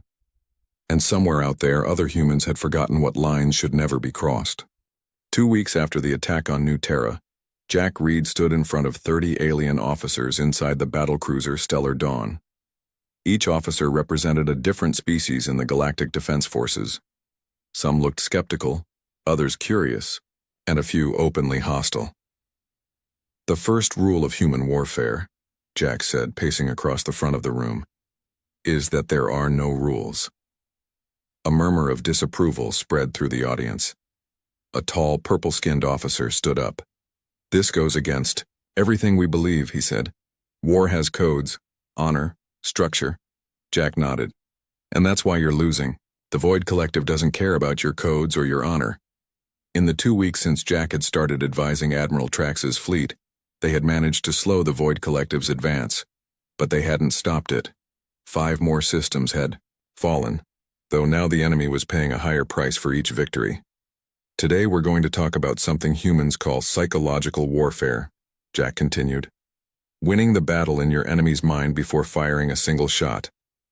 Brought up images on the large screen behind him. They showed damaged Void Collective ships retreating from a recent battle. This looks like a victory for us, Jack said. But look closer. He zoomed in on one of the enemy ships. Small pods were launching from its side. While you were celebrating, pushing them back, they were dropping stealth units onto the planet below. By the time you realized what happened, they had already taken control of the main communications tower. The entire planet surrendered without a ground battle. The room fell silent. Jack could see the realization sinking in. The Void Collective understands that war happens here. Jack tapped his temple. As much as it happens on the battlefield. Admiral Trax stood from his seat in the back. Commander Reed is right. Our traditional tactics aren't working. We need to learn new ways to fight. Jack nodded gratefully to the Admiral. Over the past 2 weeks, Trax had become his strongest ally. The old Admiral understood what was at stake better than anyone. I've divided you into 5 teams, Jack said. Each team will learn different human warfare techniques: deception, guerrilla tactics, psychological operations, intelligence gathering, and contingency planning. Contingency planning? Asked a small, bird-like officer. We already have backup plans. Not like this, Jack replied. Humans plan for failure in ways your military doesn't understand. We assume everything will go wrong and prepare accordingly. The training session lasted 8 hours. By the end, most of the officers looked overwhelmed. A few seemed excited by the new ideas. Others remained skeptical. As the room emptied, Admiral Trax approached Jack. You. Push them hard, Trax observed. We don't have time for gentle teaching, Jack replied. The Void Collective is getting stronger, and I'm more convinced than ever that humans are helping them. Trax lowered his voice. The Council is concerned about your methods. Admiral Krex has filed a formal complaint. Jack wasn't surprised. Krex had opposed human involvement from the beginning. Has his fleet had any successes against the Void Collective? Jack asked. No, Trax admitted. They've lost 2 more battle groups using traditional tactics. Jack's communicator beeped. He checked the message and frowned. What is it? Trax asked. I need to show you something, Jack said. In private. They walked to Jack's quarters. Inside, Jack activated a security field that blocked any listening devices. My contacts found this, Jack said, bringing up a video on his personal screen. The video showed a human woman in a strange uniform addressing a group of Void Collective soldiers. She was explaining battle plans, pointing to maps of galactic Defense Forces positions. Who is she? Trax asked. Her name is Maria Reed, Jack said quietly. My sister. Trax's eyes widened. Your own blood relative is helping the enemy? Jack nodded, his face tight with anger and pain. We haven't spoken in 15 years. She always believed humans should have rejected the ban by force. She thought we had become weak living under alien rules. Did you know she was involved with the Void Collective? No, Jack said. I thought she had settled on a frontier colony. Now I understand why they attacked Proxima Station and New Terra. They were sending me a message. What will you do? Trax asked. Before Jack could answer, alarms blared throughout the ship. The intercom crackled. Admiral Trax to the bridge. Emergency situation. They rushed to the bridge. Officers were running between stations, shouting orders. Report! Trax commanded. The Void Collective has launched a major offensive, a communications officer reported. They're hitting Freedom Colony. It's a direct attack on a human settlement, sir. Jack froze. Freedom Colony was home to over 1 million human civilians. It was also where he had grown up. This is too much of a coincidence, Jack said to Trax. They're targeting my home world. Maria is making this personal. Trax turned to his navigation officer. Set course for Freedom Colony, maximum speed. Sir, the weapons officer called out. Council protocols state we can't engage directly to defend human colonies. The ban is only partially lifted. Jack slammed his fist on a console. 1 million humans live there. Are you going to let them die because of politics? The bridge fell silent. All eyes turned to Admiral Trax. The Void Collective has changed the rules of engagement, Trax said finally. We will defend Freedom Colony. Admiral, the first officer said hesitantly, that would directly violate Council orders. I've fought in 3 galactic wars, Trax replied. I know what's at stake here. If Freedom Colony falls, the Void Collective will grow stronger. And more importantly, it's the right thing to do. Jack looked at the Admiral with new respect. Sir, the communications officer interrupted. We're receiving a direct message from the Void Collective fleet. They're asking to speak with Commander. Read specifically. Jack and Trax exchanged glances. Put it on screen, Trax ordered. The main view screen flickered to life. Maria Reed's face appeared, looking so similar to Jack that several officers gasped. Hello, brother, she said, smiling coldly. Surprised to see me? Why are you doing this, Maria? Jack asked, his voice steady despite his anger. To show the galaxy what humans are truly capable of, she replied. For 200 years we've been treated as dangerous animals, kept on a leash. It's time to remind everyone why they feared us. By helping aliens attack human colonies?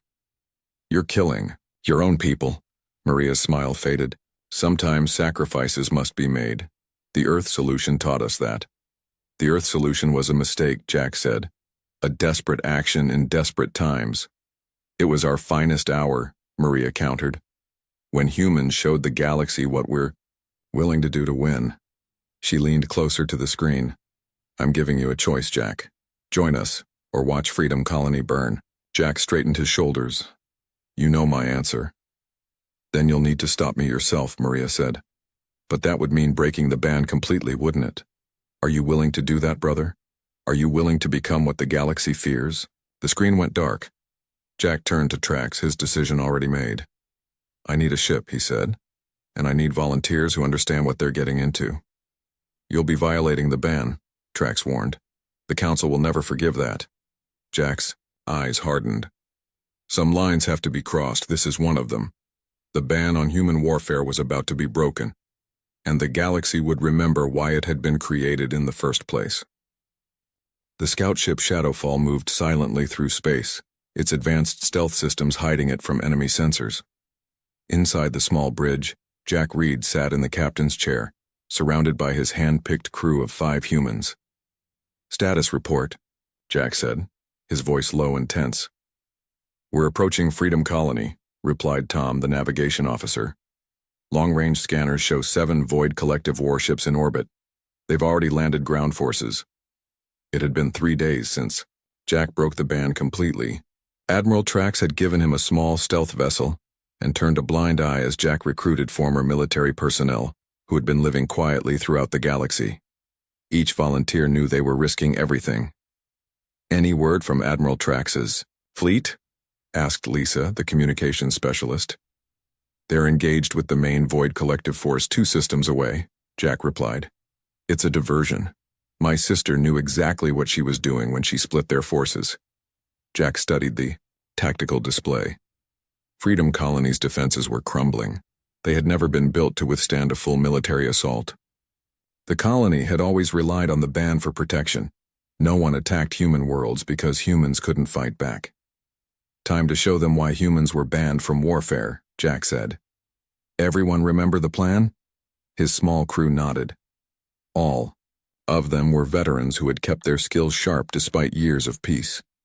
Like Jack, they had been waiting for this day, though none of them would admit it. Tom, take us in. Lisa, jam their communications. Ben, prepare the drop pods. The Shadowfall accelerated toward Freedom Colony, still hidden by its stealth systems. As they approached the planet, Jack felt a familiar calm settle over him. This was what humans were made for. The desperate moments when everything hung in the balance. Entering atmosphere in 30 seconds, Tom announced. Jack stood and moved to the equipment locker. Inside were 6 sets of combat armor, far more advanced than anything the Galactic Defense Forces used. These were human designs developed in secret over decades despite the ban. Suit up, Jack ordered. The armor enclosed each human like a second skin, enhancing strength, speed, and reflexes. The helmets connected to a shared battle network, allowing each team member to see through the other's eyes. Drop pods ready, Ben reported. Launch, Jack commanded. 6 pods shot from the Shadowfall toward different parts of the colony. Jack's pod plummeted through the atmosphere, the heat shield glowing red as it descended. Inside, Jack checked his weapons one last time. The pod crashed into the central plaza of Freedom Colony. Before the dust settled, Jack was out, weapon raised. Through his team's shared vision, he could see they had all landed safely at their designated targets. Move out, Jack ordered through the secure comm link. Remember, we need to draw attention, away from the civilians. Jack moved through the familiar streets of his childhood home, now a battleground. The Void collective soldiers were tall, 4-armed beings with bone-white skin. They turned toward him in surprise as he approached. What happened next was recorded by the colony's security systems and broadcast across the galaxy. For the first time in 200 years, humans went to war. Jack moved with inhuman speed, his enhanced armor making him faster and stronger than any natural being. His weapons fired with perfect accuracy, disabling the enemy soldiers without killing them. He didn't need to kill, he just needed them to focus on him instead of the civilians. Across the colony, his 5 team members were doing the same. Through their shared neural link, they coordinated perfectly, each one covering the other's blind spots, setting up ambushes, and leading the enemy into traps. Within an hour, nearly half the Void Collective ground forces had been neutralized, and not a single human soldier had been injured. The efficiency was terrifying to watch. This wasn't the honorable, straightforward combat the galaxy was used to. This was something else, calculated, precise, and utterly merciless in its execution. The colony's communication center had been the first target Jack's team secured. Now he stood inside it, watching the battle unfold on multiple screens. "Sir," Lisa called from a nearby console, "we're receiving a transmission from the enemy command ship." "Put it through," Jack said. Maria's face appeared on the main screen. She looked surprised but not upset. "So you did it," she said. "You broke the ban. How does it feel to be a real human again, brother?" "This isn't about being human," Jack replied. "It's about protecting innocent people." Maria laughed. "Look at what you've done in just 1 hour. 6 humans against hundreds of Void soldiers, and you're winning. Do you understand now why I did this? The galaxy needs to remember what we're capable of." "You attacked human colonies," Jack said, his voice hard. "You killed thousands of our own people." "I needed to push you far enough," Maria explained. "I needed the galaxy to see why they feared us, and now they're watching. Every security feed from Freedom Colony is being broadcast across galactic channels. They're all seeing what humans can do in battle." Jack realized with growing horror that this had been her plan all along. She had wanted him to break the ban publicly, to show the galaxy why humans had been restricted for 2 centuries. "The Void Collective ships are pulling back," Ben reported from another console. "They're retreating from orbit. They've served their purpose," Maria said. "They helped me show the truth." "What truth?" Jack demanded. "That the ban wasn't to protect the galaxy from humans," Maria replied. "It was to protect humans from ourselves." The screen went dark as she cut the transmission. Jack turned to the tactical display. The enemy forces were indeed retreating, but something else was happening. Several Galactic Council ships were entering the system, not Admiral Trax's fleet, but ships directly from the Council itself.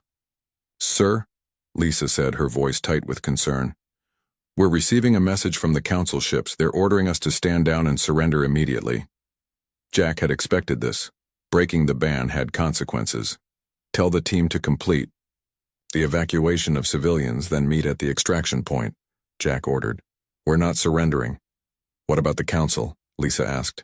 "They've just seen what 6 humans can do in battle," Jack replied. "Let's show them what we can do when we're trying to escape."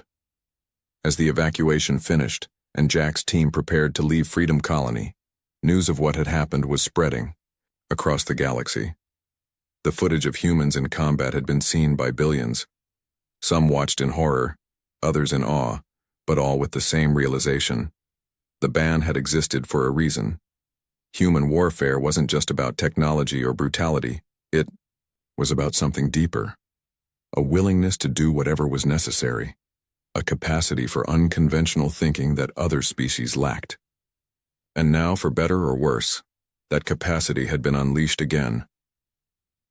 As Jack's team boarded their ship and prepared to run the Council's blockade, he knew the galaxy would never be the same. The human element had returned to warfare, and nothing could put it back in the box. The Great Hall of the Galactic Council hummed with nervous energy. Representatives from over 50 species filled the circular chamber, their voices a mix of anger, fear, and confusion. At the center stood Jack Reed, alone and unafraid. 1 month had passed since the battle at Freedom Colony. 1 month since humans had broken the ban and reminded the galaxy why they had been feared for so long.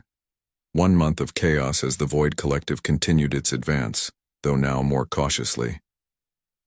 "Commander Reed," said Council Leader Orza, her voice carrying through the hall, "you stand accused of violating the most sacred law of our galactic community. How do you plead?" Jack looked around the room, meeting the eyes of various council members. Some looked away, unable to hold his gaze. "I did what was necessary to save lives," Jack replied simply. "I would do it again." A murmur ran through the crowd. Admiral Track stood from his seat and approached the center. "If I may speak, Council Leader," Track said. Orza nodded, and the old admiral continued. "I witnessed Commander Reed's actions firsthand. Yes, he broke the ban, but he also saved an entire colony of civilians who would have died otherwise." "The ban exists for a reason," countered Admiral Krex, stepping forward. "We all saw the footage from Freedom Colony. 6 humans defeated an army. This is why humans were banned from warfare. They are too dangerous. And yet you need us now," Jack said. "The Void Collective continues to gain ground. Your conventional forces can't stop them." The council chamber fell silent. It was the uncomfortable truth no one wanted to acknowledge. "There is also the matter of the Void Collective leadership," Admiral Trax added. "Commander Reed's sister, Maria Reed, has been confirmed as their primary military advisor. Humans are already involved in this war whether we acknowledge it or not." Council Leader Orza sighed heavily. "This places us in an impossible position." Jack stepped forward. "There is another option, the Earth solution." The words sent a shock through the room. Many council members stood in protest, shouting their objections. "You would dare suggest such a thing?" Krex demanded. "The Earth solution is what led to the ban in the first place." Jack held up his hands for silence. "I don't think any of you actually understand what the Earth solution was. You've heard stories, rumors, myths, but few of you know the truth." He took a small data crystal from his pocket and inserted it into the central console. A holographic image appeared above them, an old video recording. "This is my great-grandfather," Jack explained as the image of an elderly human in military uniform came into focus. "General James Reed, the architect of the Earth solution. This recording was made shortly before his death, intended to be revealed only when necessary." The aged face of James Reed looked out at them across 2 centuries. His voice was strong despite his years. "If you're watching this," the recording began, "then humans have once again been called to war. The galaxy has likely forgotten or misunderstood what the Earth solution truly was." The recording continued, explaining the truth of what had happened 200 years ago. As the explanation unfolded, the council members' expressions changed, from fear to surprise to understanding. "The Earth solution wasn't a superweapon," Jack said as the recording ended. "It wasn't an act of brutality or genocide as some myths claim. It was a strategy that required a terrible moral choice, one that ended the war but at a cost to humanity's soul." "A calculated sacrifice," Admiral Trax said softly. "Not of the enemy, but of your own principles." Jack nodded. "Humans were banned from warfare not because we were too violent, but because we were willing to cross lines that other species wouldn't. The galaxy feared what that meant." Council Leader Orza stood and approached Jack. "And now your sister wishes to use this approach with the Void Collective?" "Yes," Jack confirmed. "But there's a difference. The original Earth solution was a last resort, used only when all other options had failed. Maria wants to make it the first option. She wants to prove humans are superior." "And what do you want, Commander Reed?" Orza asked. Jack looked around the chamber. "I want to show there's another way. Humans aren't just good at war, we're good at ending wars. The same creativity, the same willingness to try unconventional approaches, can be used for peace as well as conflict." He turned to the central display and brought up tactical information about the Void Collective. "For the past month, my team has been gathering intelligence. We've learned that the Void Collective is not a natural alliance. Many of their member species were forced to join through conquest or intimidation. If we offer them a way out, protection, independence. We can fracture the collective from within, Admiral Kreck scoffed. Diplomacy. Now? After they've conquered dozens of worlds? Not just diplomacy, Jack replied. A combination of targeted military strikes and diplomatic outreach. Human warfare isn't just about fighting. It's about knowing when not to fight, when to use other means to achieve victory. The council debated for hours. Finally, Council Leader Orza called for silence. We have reached a decision, she announced. The ban on human warfare will be modified, not lifted. Humans will be permitted to form a special task force, under Commander Reed's leadership, to address the Void Collective threat. This task force will have the authority to use both military and diplomatic means. She turned to Jack. However, there will be oversight. Admiral Trax will serve as the Council's representative to ensure the Earth solution, in its most extreme form, is not implemented without Council approval. Jack nodded. Acceptable. Furthermore, Orza continued, once this crisis is resolved, humans will take on a new role in galactic society, not as warriors, but as teachers of conflict resolution. Your unique perspective on warfare makes you valuable not just in fighting wars, but in preventing them. As the council session ended, Admiral Trax approached Jack. You knew this would happen, didn't you? Trax asked. From the moment your sister revealed herself, you've been working toward this outcome. Jack smiled slightly. Humans are good at strategy, Admiral. Not just battlefield strategy, but long-term thinking. My sister wanted to show why humans were feared. I wanted to show why we're needed. And the Earth solution? The real one? Trax asked quietly. Will remain a last resort, Jack assured him. The galaxy doesn't need more destructive power. It needs a new understanding of conflict itself. As they walked from the council chamber, news arrived of another Void Collective attack. But this time, instead of fear, Jack felt hope. The galaxy had finally begun to understand why humans had been banned from warfare, not to protect others from humans, but to protect the galaxy from what war truly was when all limits were removed. Now, with that understanding, perhaps they could build something better. Not just victory, but a lasting peace that acknowledged the darker truth of conflict while striving for something more.